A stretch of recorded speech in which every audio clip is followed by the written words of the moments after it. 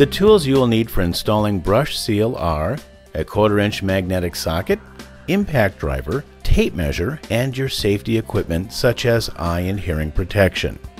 First, measure on the face of the solid door the width needed of the brush in the 90-degree retainer and cut the brush down to the proper length.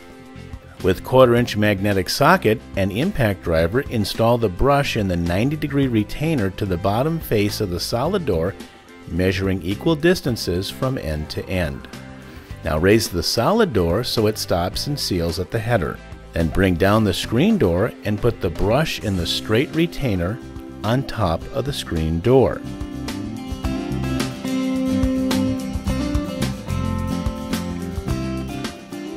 Slide it forward until it seals against the bottom of the solid door.